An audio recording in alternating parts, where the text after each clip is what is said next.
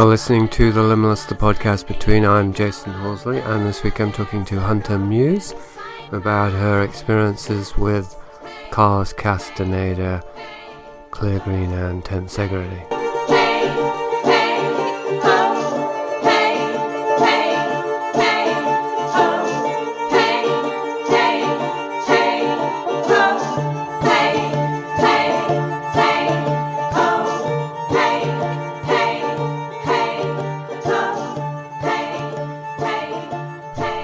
So, as I think I hinted or said in the email, I like to focus on details. I know that can extend indefinitely, so we only got a couple of hours today, but we can always continue later if we both want to, and we haven't got to everything. But just for now, anyway, I'd really like to know more, because even though I've spoken with you with Chris, and I've listened to several of your interviews with Chris, I don't really know the specific kind of mundane details of your involvement with Castaneda's group. So if we could just start there with a timeline, like how did you hear, because obviously you read the books and all that, but how did you first become involved with the group? Well, I went to my first seminar in Scottsdale, Arizona, and I wouldn't say that it was a recruiting seminar, but in many ways it felt like they were kind of going through the crowd of people and kind of looking for people that had a lot of energy, people who were committed, and I was so interested in the work that I just jumped right into it. Mm-hmm. So basically every mandate that was suggested, I took it as though I was reading a tablet, like it was a gospel. And so they talked a lot about changing diet and behavior and doing these movements. We did movements at the seminars, and I immediately took to it. It was something that I felt very connected with, because it was something physical. In all of my research before, it had been very philosophical and esoteric and reading, but not really doing a lot of movements with an intention. Right. Was that advertised publicly then? It was. It was at a bookstore in Tempe, Arizona, where I found this pamphlet. I had gone in to place an order for another book, and there was a pamphlet on the counter that said Carlos Castaneda's Tensegrity, and it had a photo or kind of looked like a drawing of these orbs or these cocoon-like eggs that were luminous. And so immediately I knew who Carlos was, but I didn't know what tensegrity was. And right. So in the pamphlet, it basically explained that these were teachings that had been passed down through a lineage of 16 generations of sorcerers' parties, and that they were going to start teaching these teachings out in public. They were going to start having these seminars.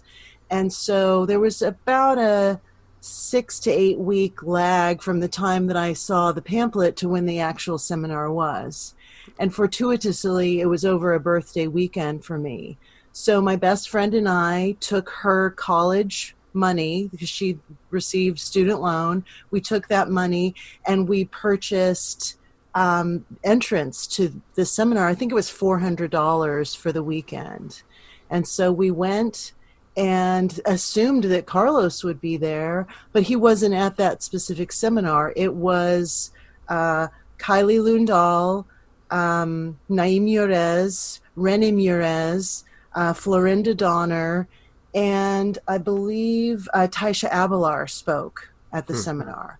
So it was his quote-unquote witches party, which are Taisha Abelar and Florinda Donner. They spoke, and then the Naguals, who were these 3 women that were purported to be the holders or the teachers of these movements. Do you remember the date, roughly? It was in the 90s, the early 90s. I could tell you the exact date, maybe 94, I would say, somewhere around there, 93, 94. This was probably before Magical Passes came out then. It was before Magical Passes. Hence, you'd never heard of tensegrity, yeah. Yeah. Magical Passes came out when we were in the midst of another seminar at UCLA. There was a week-long seminar. It was an intensive. And that came maybe a year after this first seminar that I went to. But he had been giving talks at the Phoenix bookstore in Santa Monica, California for probably 10 years prior to that. Just little talks with, like reading passages from a book or having these kind of open discussions for years. And I had no idea. Right. I never heard about that. Yeah. I mean, as a teenager, I mean, Jason, once I read these books, I was like, where do I find this person? If he's claiming that there is another attention and another level of awareness that's dreaming and that you can obtain that by doing these specific things, I want to be a part of that because I know that there's more to the world than this known world. I know that the system that I've been fed and the story I've been fed is not real, that this is a sublimation of a reality and we just all agree upon it. So when I went into something that was, again, physical, it was so much easier for me to adopt the quote-unquote program because it gave me actual tasks to do. And it wasn't always within a group. The thing that was very dichotomous to me was that he claimed that these were magical passes that had been passed down through all these lineages and that you shouldn't do them in the group. That in reality, this should be almost like yoga. You shouldn't really practice yoga in a group of people. That's a private, it's like a spiritual endeavor. So I felt like, okay, I want to jump into this and the mass is important, and to be able to move with the mass, 400 people in a room doing the same movements, there is something that happens there energetically. And so I was attracted to that. But what I was really fascinated by was what happened when I did these things alone. The dreaming that I experienced. Right. So there were roughly 400 people at that first seminar? Yes. Right. And you were given tasks right away. I mean, you were shown various things and then you were told to continue alone in your own time. Yes. And they sold videotapes there. And you can get all the tensegrity videos, they now have them on YouTube. So if you type in tensegrity, you can see the movements that I was taught initially for the first 10 years of my involvement. And what he said once Carlos was introduced into these seminars, he said there are thousands of movements, that they were just showing us a specific branch of these movements to do specific things. So, one of the intents was to become an insect. And this is all, again, to shift the assemblage point, to change your perception. Instead of being a human, try to go into the physical body of being a bee or a wasp or some other type of insect, because these are ancient beings that actually are magical beings, and you're trying to connect this thread into their phylum, basically. So you're trying to connect with this ancient knowledge. Mm-hmm. And what was your initial impressions then of the individuals there, Florinda and Taisha and the others? That's a great question because, again, as you kind of step away from a period of your life and examine that period of your life, you try to unpack what it is that drew you in. Like, how did you become indoctrinated, and what was the sales pitch that worked? And for me, I saw two very vital women that were clearly in their 60s, but had the bodies of 25-year-olds, seemed like they had a tremendous amount of energy, and they were very clear in their intent and everything that they were saying. So I don't know if you've ever spoken in front of hundreds of people.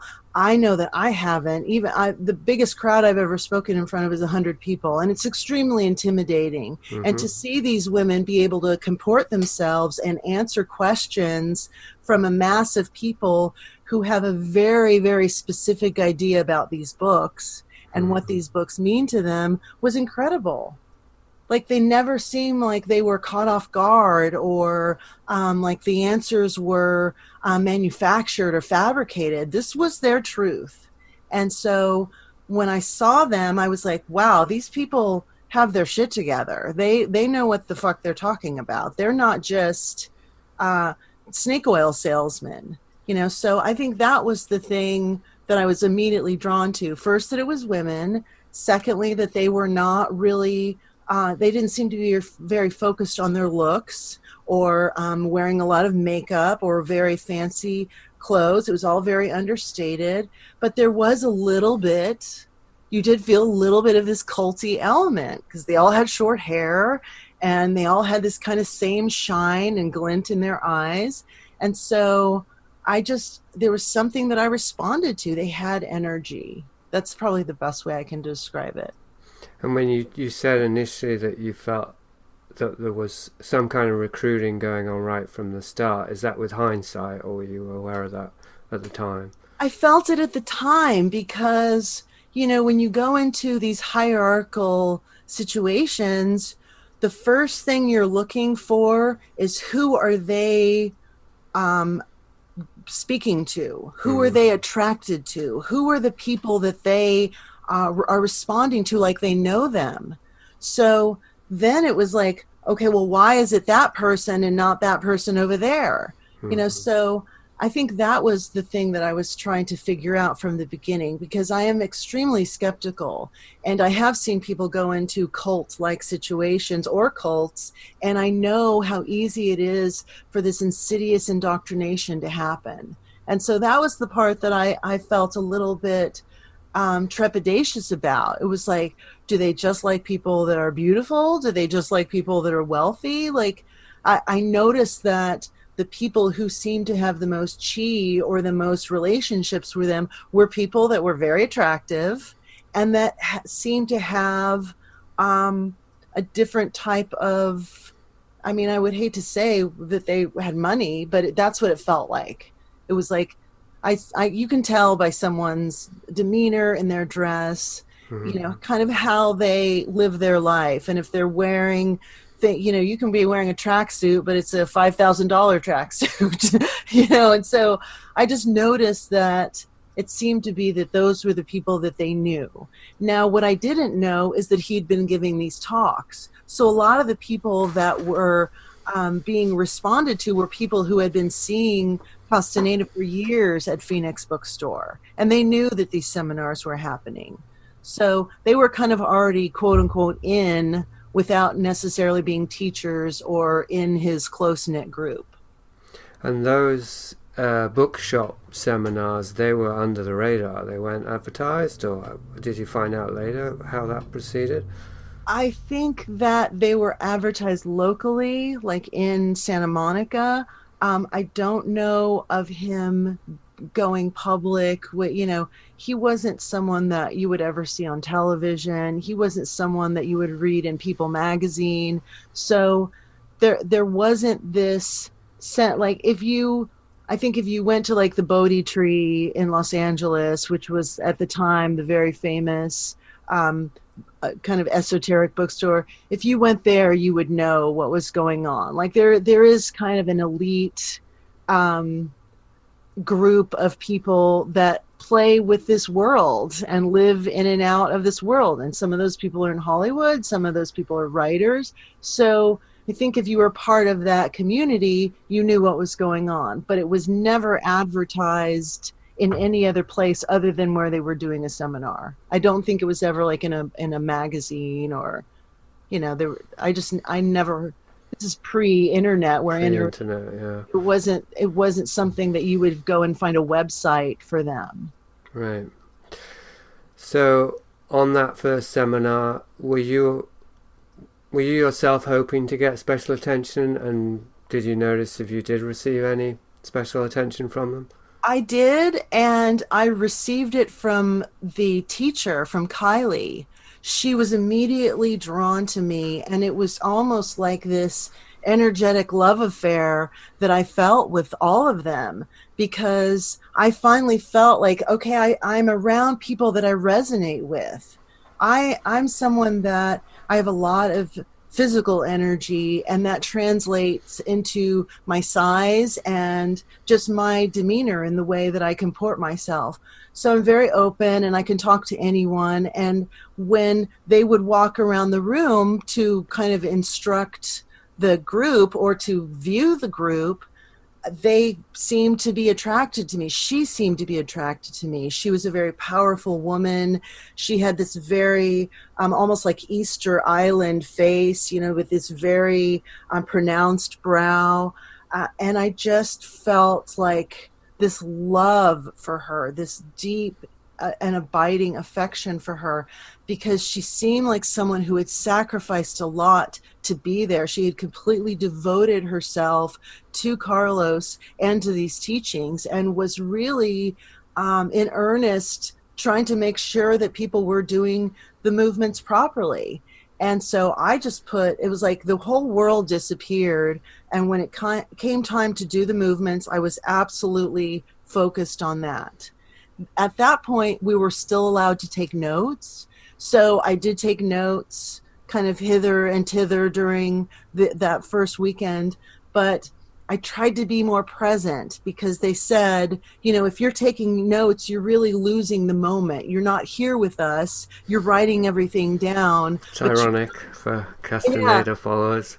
Yeah, exactly. So he said, so they banned notes eventually, where you were not allowed to write down what was happening, because they said, this is bringing you out of the moment. You have to be completely present in order to be listening to these talks, in order to be here. And to me, that's a form of hypnotism as well. Because if you're writing, your attention is bifurcated, and it's a lot harder for someone to hypnotize you than if you're just staring blankly at someone standing on stage and speaking. Mm-hmm. So this person, Kylie, is her name? Kylie Lundahl was her name. Kylie Lundahl. Did she have any other names? Because they usually I'm sure she did. They all do. Because it's not familiar to me. So because she's not mentioned, is she mentioned in? You said you hadn't read Sorcerer's Apprentice, but as far as you know, is she mentioned? Yes, she's mentioned everywhere. She's mentioned in Sorcerer's Apprentice. She's the woman she's one of the women that I believe is in the Magical Passes book, and she's the teacher in all 3 of the tensegrity videos. She's the primary teacher. Okay. And she's one of the women who has disappeared. Okay, she's one of the disappearing women. And not to get sidetracked, but just briefly, what's her story? Like, do you know how she met Castaneda? I know the official story, and then I know the story that Ellis told me when Amy Wallace / Ellis Finnegan, the story she told me. The story that Kylie told and that Florinda told at a seminar was that they had met in Europe, that Florinda had gone to this art gallery, because Kylie was an artist, and by some weird happenstance, Florinda ate a lot of chocolate and got incredibly sick. And Kylie was the person who helped her to get better. And she knew who she was. She knew that she was involved with Carlos Castaneda. And she said, I want to come to Los Angeles. I want to be there with him. If he's there, I want to go there. And Florinda said, and she said this at a seminar, that she told her, if you want to come, then you'll do whatever it takes. Sell your body if you have to. So that was the mandate. Now, from what I was told by Ellis, is that she did sell her body. I don't know the context of that, if she was a exotic dancer or if she was a sex worker. I have no idea. But I know that she basically turned her back on her entire life and made this leap to come to California, and then never looked back. And her family for over 20 years has been trying to find her. Okay, so that was the official story, or that was Amy Wallace's version? That was the combined official story and Amy Wallace's story. Amy Wallace said that she prostituted herself to get the money. I think that might have been in the book. I mean, that rings a bell. And yeah, and Florinda said, you'll do whatever it takes to get here. If you want to be there, you'll do whatever it takes. Right. Because she wanted to leave right then. She was like, I want to get on a plane with you, like, let's go. And they're like, no, you got to do this on your own. Right. Okay, so when was your next experience after the first seminar? Well, I mean, once I found out there were seminars, I just started to go on that cycle. And it was just like any seminar that I could get to, I was going to. There was a women's seminar that I went to over a weekend. There was the week-long intensive seminar that I went to. And then I found out that they were starting to have, and we went to New York. I went to Mexico City. So what I found out was that they were also having these secret Sunday classes. So they would have the primary seminar, and then every Sunday, Carlos had a group of people that varied from 10 to 30 people in this group that would meet every Sunday in Santa Monica at a place called Dance Home. And Ellis was one of the people who was the organizer who would call people and tell them to come to this secret Sunday class. But it very quickly became a not secret, because people who weren't invited to the class, who knew what was going on, spread the word to other people that were, peripheral people that were going to seminars and saying, hey, you should try to get invited, or somehow you've got to get into this thing. Like, this is another meeting with him where you can actually do movements and actually have a private audience with him. And so I am kind of the Groucho Marx person. I don't want to be involved in a club that would have me as a member. So I didn't try to get into this thing. I wanted to be invited. Like, I was still a little bit haughty in my ego. Like, they came to me and said, you're not a bored fuck. You have a lot of energy. You can do this. If you want to do this stuff, and you can make this leap. You have enough chi to do that. And so I took that as, now I'm not best friends with these people and I get to hang out with them all the time. I took it as like, here's your homework. Now go do it. And let's see what happens. And so that was really more my energy, is that I wanted to have my own experiences. I didn't want to try to link myself to other people and have other people tell me what the experience was. I wanted to see if I could do it. I wanted to see if I could dream. I wanted to see if I could accrue inner silence, if I could stop the world. And the more I did the work, the stronger those instincts became, and the easier it became to get me closer to being able to do those things. So that was really the hook. Getting together with him, of course, like anyone in their right mind would have wanted to have any kind of an audience with him. But again, I wanted to be invited. I didn't want it to be that I was like a puppy, like begging to get in. I wanted them to want me. So did you end up going to the Sunday meets or not? I went to one that was for Spanish speakers, because he had the quote-unquote secret Sunday class, and then he had a class for people that spoke Spanish. And I was invited to one of those, and I was given an audience with him at that one meeting, because the person that I was with, we were going to get married. He was my cohort, my partner in this world, and we met at the UCLA seminar. So he wanted me to meet Carlos and get Carlos's opinion of me and whether or not he should marry me. And Carlos took one look at me and he said, she's not a bored fuck. You can't ever have sex with her. If you do, she'll kill you. Because this guy had very little energy, and he felt like he was, in this grease tunnel, and he was trying to crawl his way to the top to get freedom, because he was so a board fuck. He had no chi. He used to tell me, when my parents conceived me, my dad rolled over and stuck his dick in my mother, and that was it. So there was no passion. So he felt like he had no energy, and Carlos reinforced that.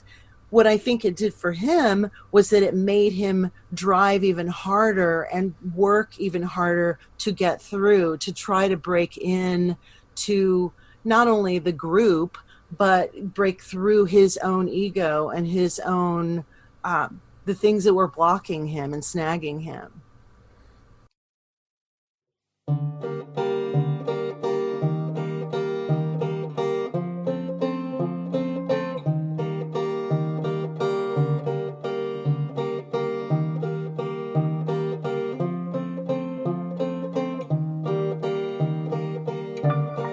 This is the wind calling, inviting me out, knocking against my window, whispering, play with me, please, please.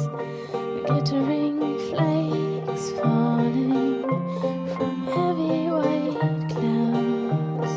Oh, that was grey turns white again and sets my mind at ease. Lie down, dear, leaving the house tonight, and I don't care what you say, I will stay inside.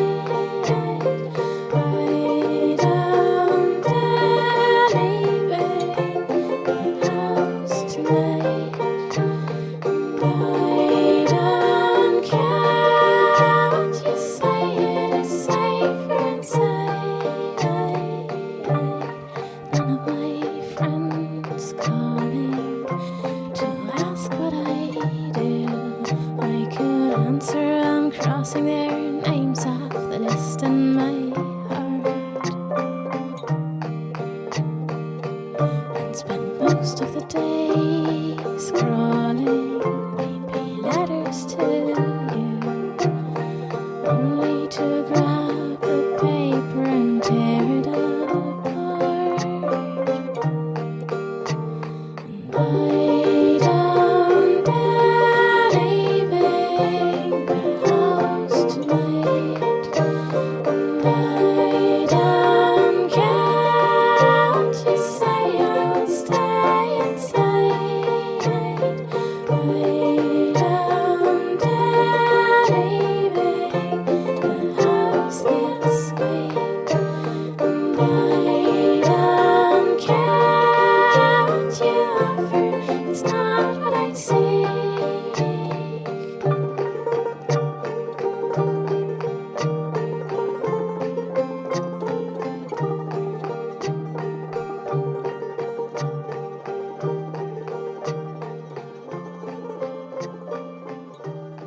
What was your first encounter with Castaneda? When was the first time you saw him speaking? First time I saw him face to face, I want to say, was at the UCLA seminar, the week-long seminar.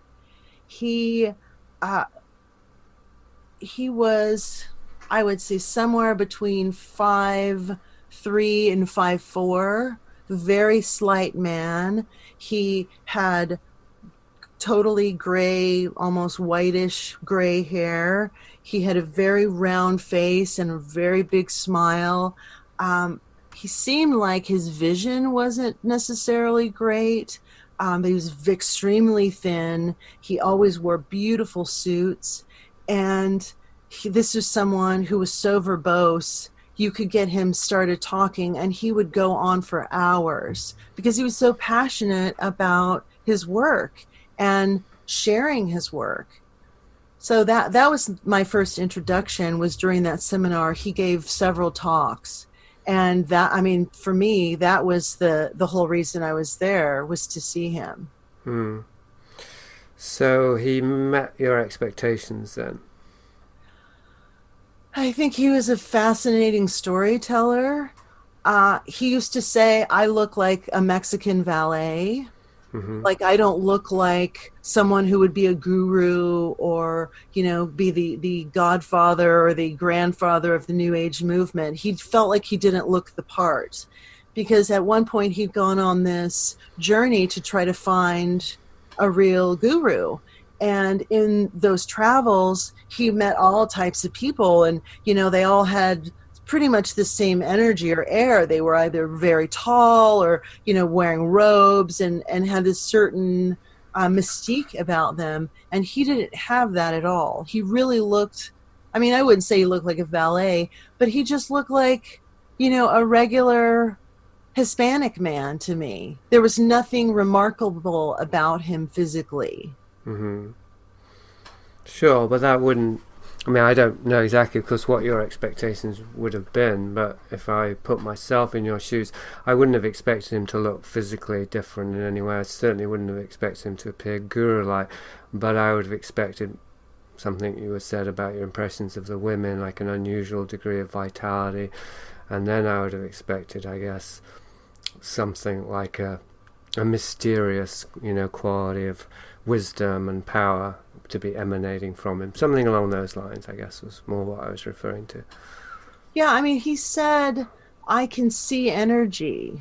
And, the way he described it was like, it was almost like a movie screen. And he could see, I don't know if it was words or images, but when he was talking about that, it felt like something that you would think, oh, this person's glowing, or they have some higher, they're vibrating in a higher frequency. And I never really felt like that. I felt his passion and his intensity, and I felt like he really believed everything that he was saying, but he didn't float into the room. He didn't come in as this orb of light, and I think that when you're talking about these mystical things and these magical things, you kind of want to see some evidence of that. You want to see people that are vibrating at a higher frequency. You want to feel that. I saw him again at an Oakland seminar, and he came up to me and physically touched me. And again, I didn't feel any electricity from him. I felt a connection with him, but it wasn't like I've been touched by Jesus Christ. Like, I didn't feel like I'd been touched by this higher being. He just seemed like a man who was very convinced of what he was saying. This is possibly a kind of impossible question, but maybe you've thought about it. If you had met Castaneda and started going to seminars without having read any of the books, how different would your experience have been, do you think, and how likely is it that you would have got pulled in? That's a great question, Jason. No one's ever asked me that. I think that had I not read the books, it would have been impossible to indoctrinate me, because I didn't have, if you just take the movements as what they are, it would be very easy to say, oh, this is Tai Chi, or I'm doing something that's very yoga-esque.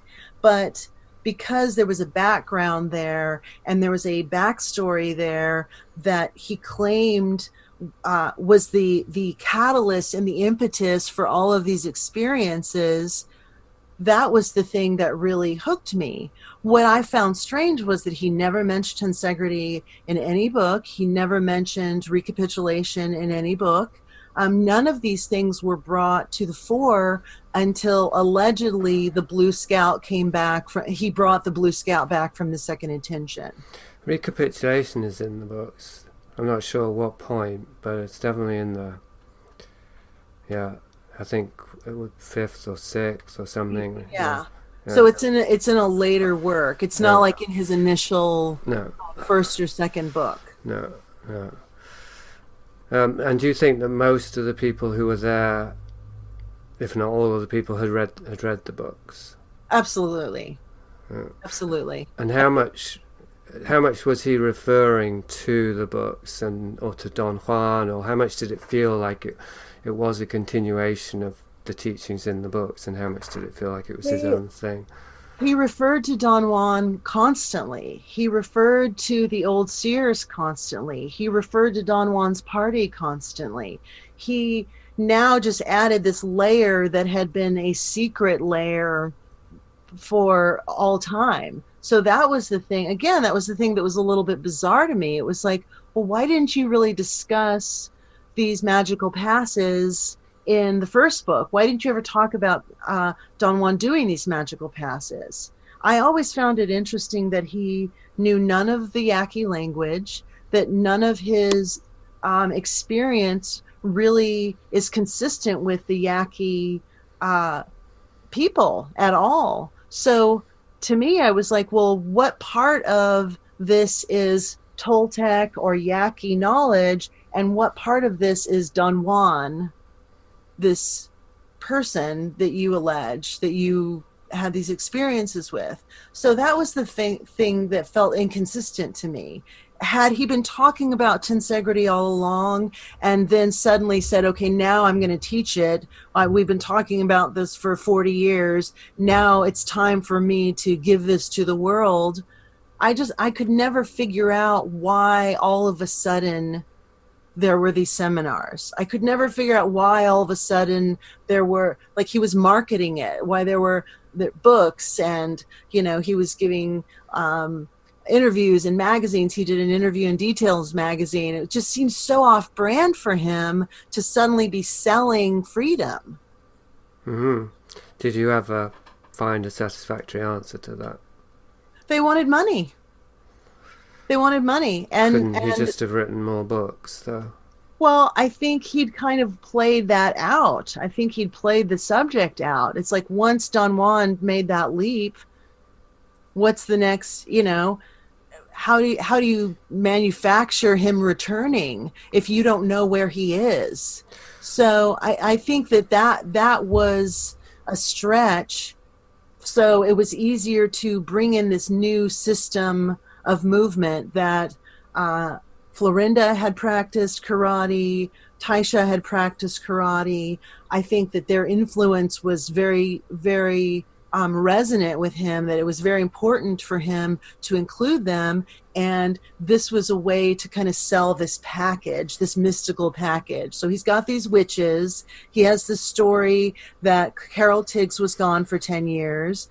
He has the story that he brought this little girl back from the second attention. Now she's his daughter. Now she's his wife. So he has all of these things that he's kind of taken, and now he's adding this other element of, oh, and if you're interested in doing this work, here's the system that you need to actually make that happen and do it. And so it seemed very manufactured. Like it didn't seem like it was coming from a place of like a true altruistic desire. And someone even asked at a seminar, well, why do you charge so much money for these things? Why do you charge for seminars? Why do you charge for these videotapes? If you're trying to share this with the world, why isn't it free? And his answer was, I asked the Blue Scout when I told her that I was wanting to do this, and she said, people, you've been giving talks at the Phoenix bookstore for 10 years and not one person has paid you a dime to do that. People don't come, they don't give a shit if it's free. If you put a dollar amount on it, then the people who go there are going to be interested because they've paid their ticket and they want to make sure they get something out of it. Mm-hmm. So, but you were doing the tensegrity movements from the first seminar on. Absolutely. Yeah? So they were central to many or all of the events that you went to. That was the whole reason for the events and the lectures. So when did you start to feel the way that you're expressing now, that they somehow didn't feel genuine? I think, again, this is where, you know, it's very hard to kind of unpack this stuff, because I feel like anything that you do with pure intent, if you decide to take on yoga with pure intent, that can be a spiritual experience. If you decide to meditate, that can be a spiritual experience.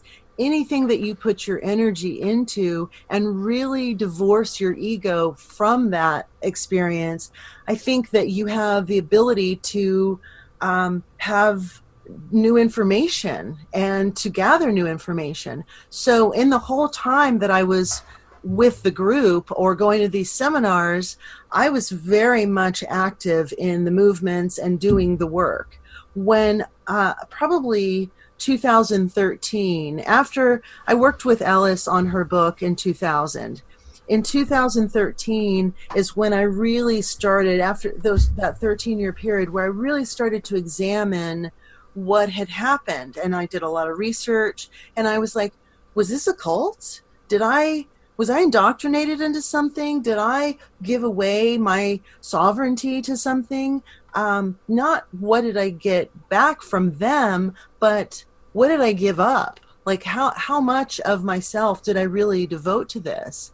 And in doing research, I started to figure out that there were these pockets that the government was working with all over the United States that, unbeknownst to a lot of researchers, they were doing private funded studies by the CIA. And so it came to me, I said, maybe it's very possible, because he was in UCLA, he was in the anthropology department, it was still in the height of the MK Ultra program, these things were still going on. It's very possible that he could have been a unsuspecting beneficiary of one of these studies or one of these funds. And it would be a stretch to say that he had been hypnotized and he had created this character, but I don't know. I really don't know what what the seed of where he decided to come out with Don Juan was. I don't know what it was inside of him that decided, okay, now's the time to write this book. Now's the time to expose myself and really be under the microscope, because when you create this character, you have to have something to back that up. You can't just say, I have this mystical experience, but I have no field notes and I have no way of bringing him into the public to share him with the world. It's just my word against the world's. So I think that was the thing that I started to go, well, there's really no evidence other than what he said, and suddenly what he's brought these 4 other women into the group, and now they're publicly saying to corroborate or confirm that Don Juan ever existed. Mm-hmm. So in the group, how much did you feel that you were part of a group? Because it seems as though they were moving around in terms of seminars. Obviously, Castaneda had his own place in Los Angeles, and I think some of the witches lived with him, but there was never a compound. So in terms of a cult, it's obviously a much less clearly defined thing. But so how much did you end up actually in a circle, so to speak? Well, he actually did live on a compound on Pandora. And Joni Barker, who was one of the first women that he had involved with him, she lived there. She was never at a seminar. She lived in an apartment and lived there for 30 plus years. Nai, Rennie, Kylie, the witches, they all lived on this property. And so they had their world that they were living in. My best friend was hired by Cleargreen to work answering the phones as a receptionist. So I was privy to a lot of what was going on. She then went on to be a teacher for tensegrity. Her husband was one of the teachers in tensegrity. So I was very close to people that were in the group, going to Sunday classes, going to private events with him. She had a lot of involvement. So by osmosis and just by association, I knew what was going on. The person that I was married to, he was also involved in the Sunday classes. He was also involved in he was from Argentina, so he was also going to the Spanish talks as well. So I would say, like, in the layers of the onion, I was probably 3 layers out from the center. Again, I only went to one Sunday class there was the Spanish speaking class. I was never invited to any of the Sunday meetings. Again, that was something that I took as part of my own ego thing. Like, okay, they don't want me, whatever the relationship is, I'm still going to do the work. And maybe this is part of it, is they've taken my best friend, they've separated us, they've taken her, and now she's in and I'm not in, or not as in. Now, for years she said, you were always in the group, you were like somehow I need that. But to me, again, I didn't want to be somewhere that I wasn't asked to be there. I knew people who stormed his house, who filmed him surreptitiously, who did everything they could to weasel their way in there. Merilyn Tunneshende claimed that she was a student of Don Juan's. Carlos very clearly said, this woman has no part of our group. She has nothing to do with us. She never knew Don Juan. She's living in her own fantasy. So because I was still a young woman and very like egocentric, I didn't want to be like trying to shove my way in there. I wanted them to invite me. So anytime I was invited to a movie or anything that had to do with the group, I was more than happy to go, but I wasn't going to try to secretly find out where the Sunday class was and then force myself in there. I just felt like if they want me there, they'll ask me. If they don't, they won't. But I noticed that the women that surrounded him were very protective of him. And so they blocked a lot of people that tried to have interaction and contact with him. So his ex, Margaret Runyan, and her son, CJ, they tried to go to seminars. They tried to go to the house. He had a restraining order on them. He made sure that they were blocked and not allowed to come to any of these seminars.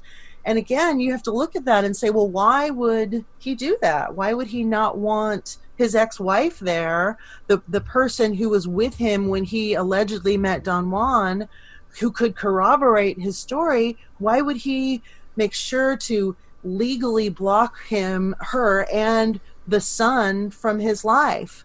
So that's my long answer to your short question. And so you were quite close to Amy Wallace then? Yes. Yes. Was she the one that you were closest to then of all the witches? Well, Amy Wallace wasn't a witch. She was his lover. She was someone who was involved with him throughout her whole life. She met him when she was 17 years old. Her father, Irving Wallace, was a quite famous writer. And again, Carlos liked to swim in these circles of famous people. And so he loved to be invited to parties with famous people. And he and Amy met in, I believe, Berkeley, California. And she talks about that in her book and how they first met and the relationship and the connection.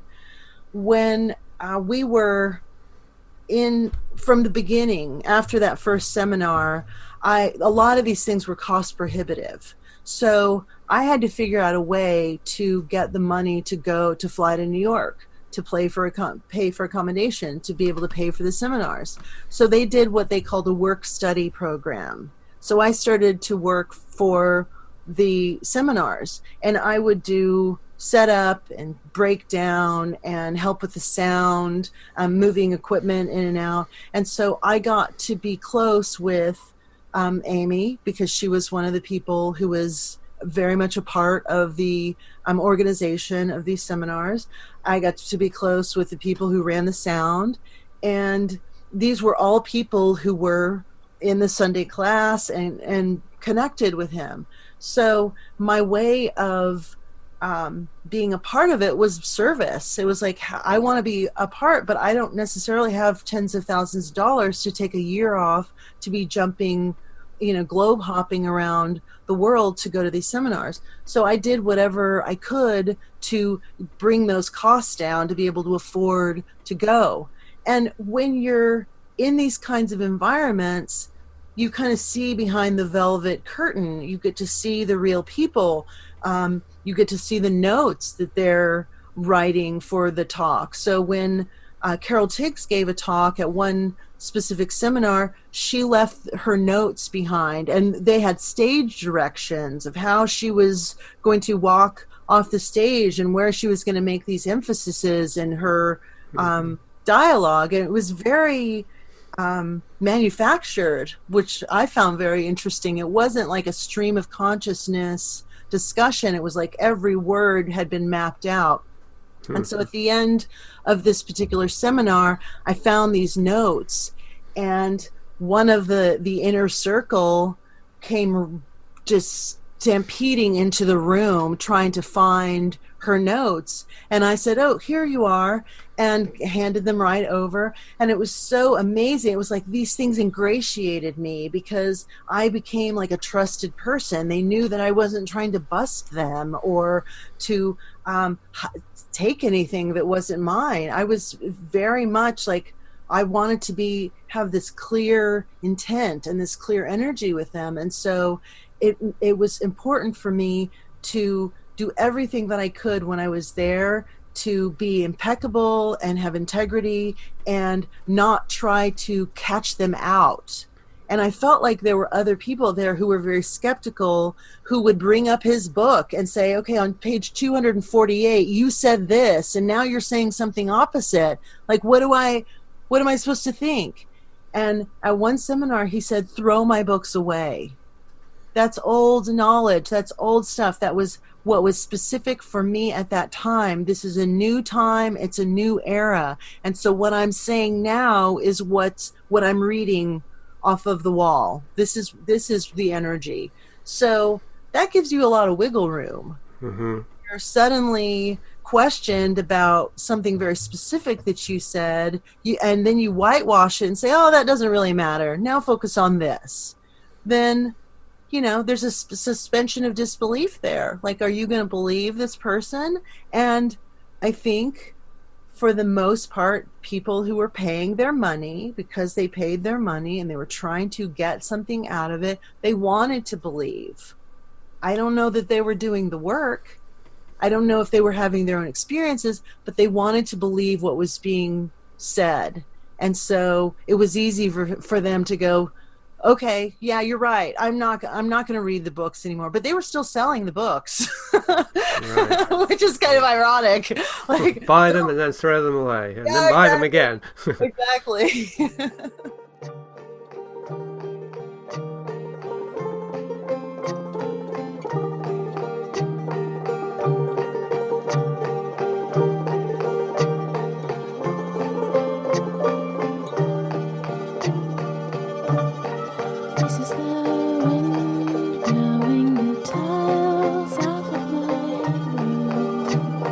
Holding you, can't hide in there forever, my dear.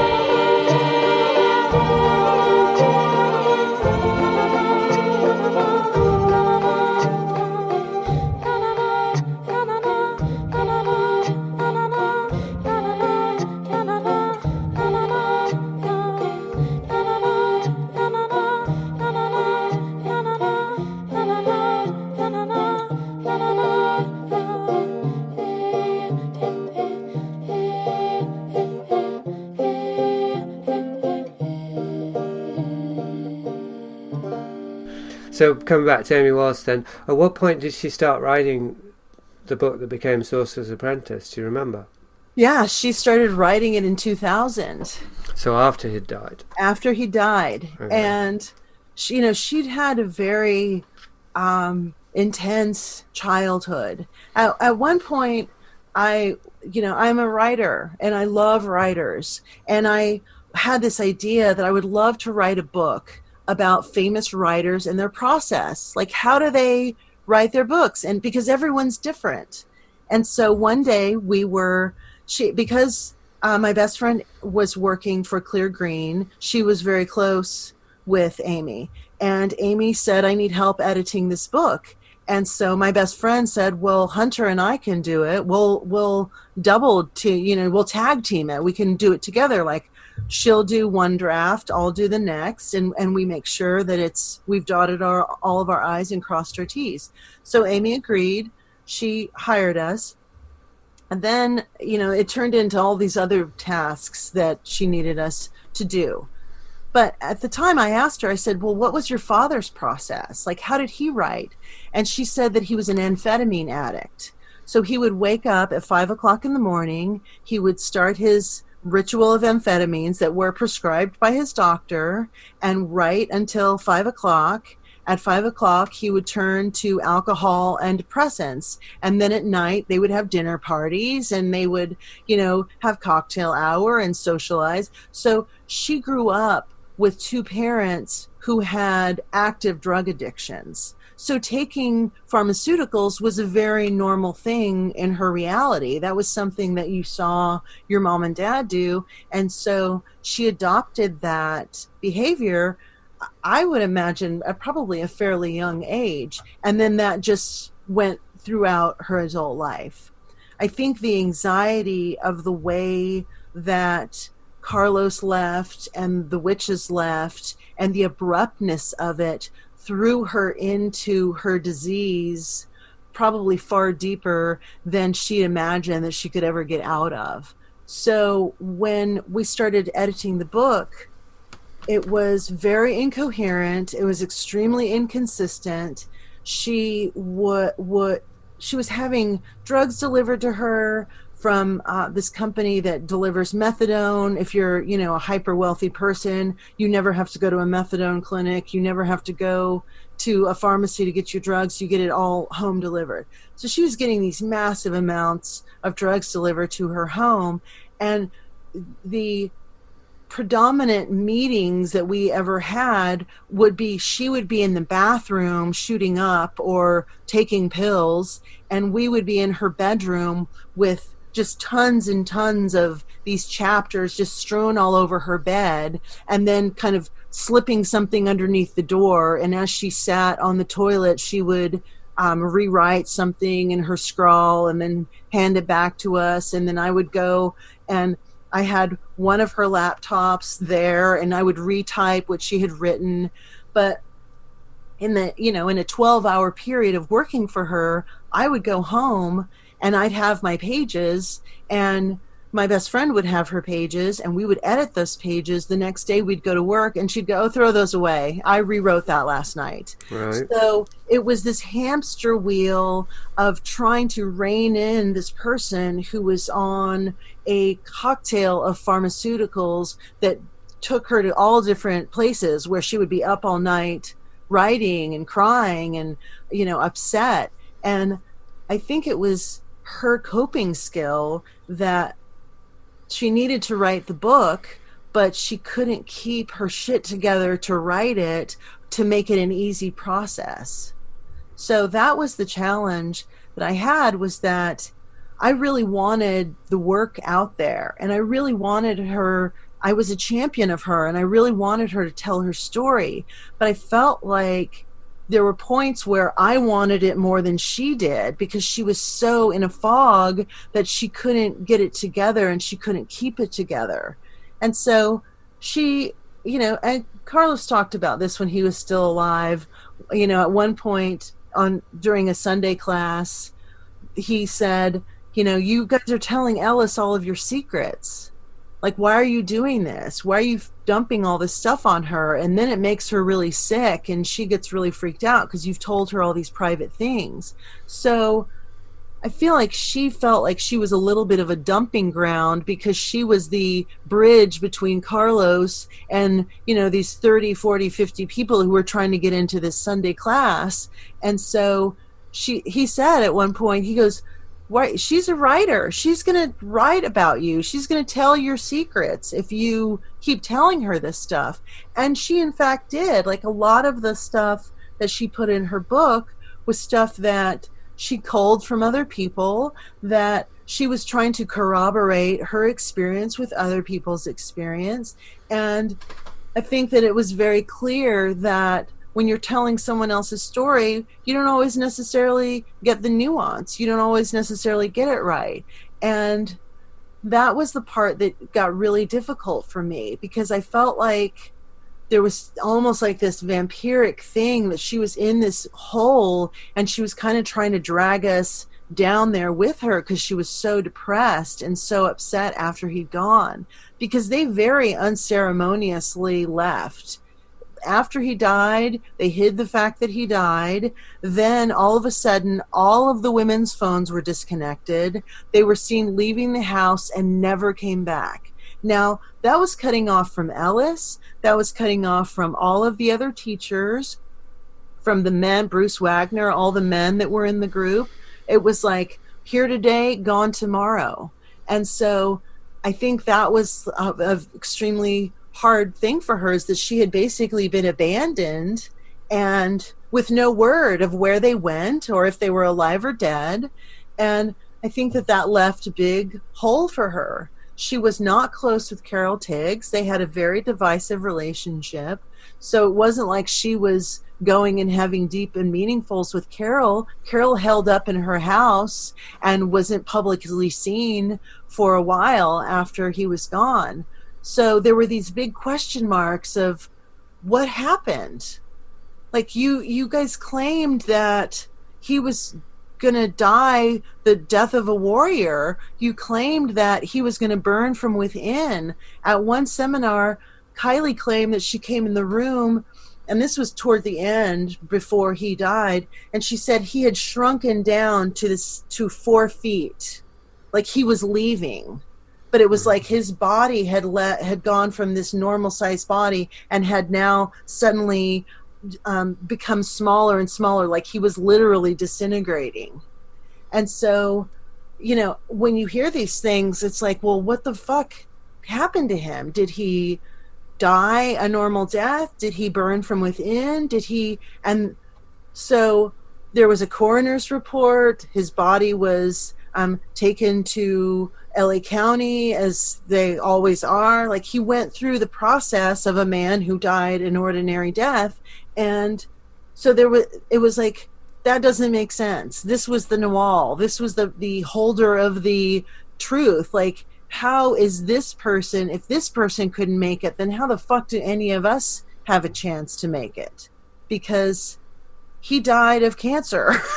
You know, he didn't burn from within. He didn't do what they claimed. And instead of coming out and saying, we don't know why this happened, but this is what happened and it happened this way, they still tried to throw this veneer over it, like, you know, he died a magical death. But because I knew Amy and I knew her well, I knew what really happened. And so that was the thing that was so disenchanting for me, because it was like, this can't, like, how could he have not done what he claimed he was doing? So for you, it was a combination of his death, the circumstances of his death, with what you began to find out about the goings-on of the inner circle via Amy. And just horrible, horrible things. You know, they played this game. I mean, Jason, it's so sick. Like, now that I think about it, I can't believe that people I love were involved with this. But it was like changing sex partners. Like, if you had sex with Carlos, then these women used that power against men So they would say, like Amy said, like, I've had sex with Carlos, so if you want to achieve freedom, if you want to make it, you've got to have sex with me. And so she tried to lure men in that were in the group that didn't necessarily want to be intimate with her. Like, created these environments of like foursomes and, you know, group sex situations.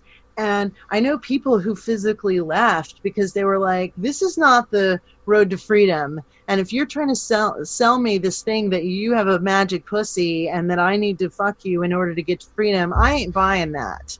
And so that's when, again, I started to be like, this is weird.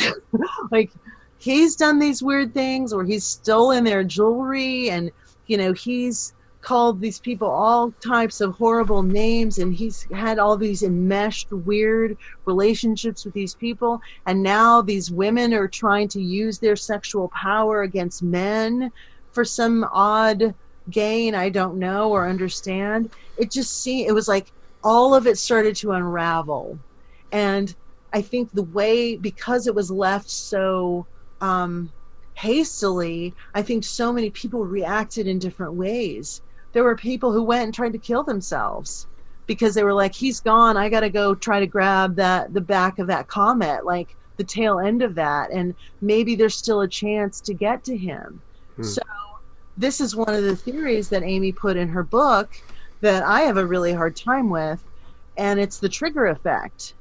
Because in the Eagle's Trust, which is his will, they talk about a triggering event, which means that how the money was distributed changes if this triggering event happens. So if these top witches disappear, then the next level of this hierarchy gets the money and gets the movie rights and gets control of basically his whole legacy. And so she opined that what the triggering event was the trigger effect, that the witches all went to a cave in Death Valley and stood in a circle and shot each other and killed each other to, again, make that leap and reach him. I don't think that happened, Jason. I'm not saying that these women were egomaniacs. I'm not saying that they had no love for him. But I have a really, really hard time believing that these multi-millionaire women went to a cave and shot themselves and left the money, their wealth, to the Cleargreen organization. I just don't buy that. So where has the legacy gone to then officially? Okay, well, you can see on sustainedaction.org. You can see how everything was distributed. What's really weird is in the very end, he gave all of his film rights to a woman who had just begun to go to the seminars, kind of at the tail end, this very tall blonde woman, that he signed over all the film rights to her. So now she has the right to make films about his books. What's her name? Haley Van Oosten was the alleged name that she was given. Her legal name is Nina. Okay, and what about the rest of the heritage? Well, from what I was told, the women, the witches, left, and they left the country. Now, you're talking about people who it would be very easy for them to get identification, false identification. I know people that were in the group and very close, enmeshed in the group, that knew where to get false documents in Los Angeles. This was something that was very well known because there were people that were not legal to be in the country. They were in the country as tourists and yet working or wanting to work. And so they got fake documents so that they could work legally in the United States. So these people knew how to access that type of stuff. Mm-hmm. I believe that when he left, they hid the money that they wanted and needed to hide, and they jumped ship and they left the country. I don't think that they're dead. I think Florinda, Taisha, and Kylie, and also Talia, the woman who was the president of Cleargreen, I think they're all still very much alive and that they're living overseas. I think there's been enough time between when these seminars were happening and they were out in the public and now that they could have easily changed their appearance. And they were known for stalking and taking on other personalities and other appearances, even being men. So it's not it's in the realm of possibility, is what I'm trying to say, that they could have just jumped ship. Sure. But again, all the monies, all of that stuff was distributed amongst the people that were either teachers or close within that close-knit group. Oh, so there wasn't a large single sum that went anywhere. It was just distributed among a large number of people. I think he had assets in the $1.5 million range. That doesn't include the home. They have sold that home. And as far as the Cleargreen thing goes, what Ellis told me is that on his deathbed, someone said, well, what do we do with Cleargreen? Your organization, the seminars, like, what do we do? And he said, I don't care. Throw it away. Do whatever you want with it. Mm-hmm. So those people, that Rennie, Bruce Wagner, Carol Tiggs, these people are still giving seminars. Okay. All right. So they're the visible inheritors of the Castaneda estate. Yes. Right. Right. Okay, well, I definitely want to get to Bruce Wagner, as you know, but I just want to tie up, if possible, with Amy Wallace and the book, because I think it came out around 2004, something like that. So and you said you haven't read it since it came out, so do you know who actually got it into that finished form? Because it's very smooth and coherent now as a book. I've read it 2 or 3 times, and it's well written, and it all makes sense, and it's very, very compelling and persuasive in terms of exposing the inner workings of Castaneda cult. Well, how accurate it is, obviously, I can't Sure. vouch for, but it's definitely very well edited. So do you know who finally got it into shape? I'm sure it was her editor or her publisher. I'm sure, because she was 3 years, it was actually released in 2003, and she was 3 years behind the deadline. Right. It was supposed to be finished in 2000 when we started working on it. She had a 3-month window to write the book. Of course, that deadline got blown out of the water, and I left and went to Australia in December of 2000, and then was traveling back and forth for the next 4 years from Australia to the United States. So I lost touch with the book. I lost touch with Amy. And I know people who were still very much involved with her, and I think that she went into she worked more directly with her editor and didn't have people with her working directly. So I think that's probably who really tightened up the book in the end. And maybe did she clean up with the drugs, do you think? Oh, no. She No. never did. No. I mean, the drugs are what killed her. Yeah. I sent you a link of an op-ed that her brother wrote in the Huffington Post, because he'd lost his sister to a drug addiction, and it was a legal pharmaceutical drug addiction, and I think it was so devastating to him that he had to expose that. I did want to tell you something about my time with her that was actually really hilarious. She, when she was with Castaneda, as I told you before, he demanded that she give away her cats. He demanded that she give away her possessions, her jewelry, everything that she owned, that she was attached to, because he said that she was so attached to these things that these were the things that were holding her back and preventing her from being in this journey and being on this road. And she did these things, but never without resentment. So at one point, when my best friend and I were working with her, she, as I said, you could tell the people who were doing the work and the people who weren't. And Amy really fell into the category of people who weren't doing the work. She told me, I don't like doing tensegrity. I don't like the recapitulation. I'm not into this. Like, I'm not into doing the stuff. She liked him. She was in love with him. She wanted to be with him.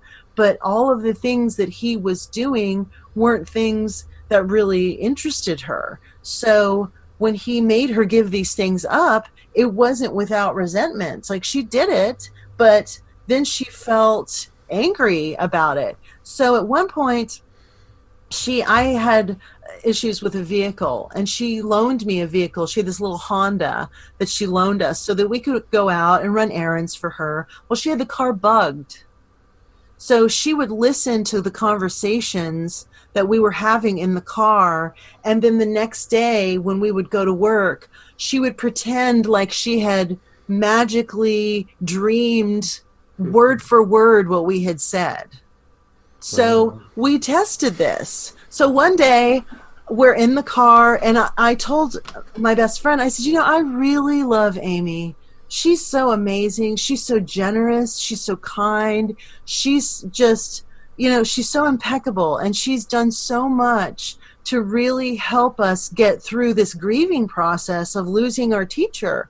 The next day, I go to work. She throws her arms around me, kissing me all over the face, telling me how much she loved me, because she'd listened to me saying all of these loving things about her. So one of the tasks that she had us do, other than editing her book or running and fetching and getting sandwiches or going to Whole Foods for her, she said, I want you to go and steal all of my jewelry back. From who? From Carol Tiggs. Yeah. Now, Carol lived in the same neighborhood, or similar neighborhood to Amy. And so Amy gave us this car. She paid us I think it was $25, $30 an hour to go and stalk this woman. Now, my best friend and I were never going to break and enter into anyone's home. We were never, ever, ever going to steal anything from anybody. But we wanted to basically placate Ellis, because she felt so entitled and so angry that her things had been taken and given to this other woman that she wanted her shit back. So we would go and sit in front of this woman's house for hours and just watch to see if anyone came and went. We saw Bruce coming in and out of the house. We would just sit there and, sometimes get stoned or just sit in the car and laugh or, whatever. But I just remember thinking, this is fucking absurd that this woman is so trapped and so engaged in these things that she's willing to pay someone to break into someone's head, to commit a crime and to break into this person's house and steal these belongings. And I just remember thinking and saying to my best friend, I'm like, how the hell are we would we ever know where to look? Like, this is such an insane task that she's given us. But it was a job. And so I just treated it like a job. And then we would go back and report, and she would say, did you see Carol? No, she didn't leave her house today. Well, how long did you stay there? Well, we were there for 4 hours. Okay, and she would be very flustered. But I just thought, if you want your stuff back, and this woman has it, and you're a powerful being, go and knock on her door and go ask for your stuff back. Mm-hmm. Like, don't make it into this TV show drama thing where you've hired people to commit a crime for you. It was just so soap opera and so bizarre. But I went along with it because I was like, well, this is probably part of the training, is that, I have to stalk this position. I have to put myself in this role and help this woman because she needs help. But the reality was that we never had the intention of ever trying to go into anyone's home. I just thought it was hilarious that she would even suggest that. I stole a lie. I stole a lie With the braids of fire, and it rained on my house all summer. There never was any freedom here. All I feared the most came crashing down. That's the end of the first part of my conversation with Hunter. The second part of the conversation will be up simultaneously at horticulture.com/liminalist. And it rained on my house. And it rained on my house. And it rained on my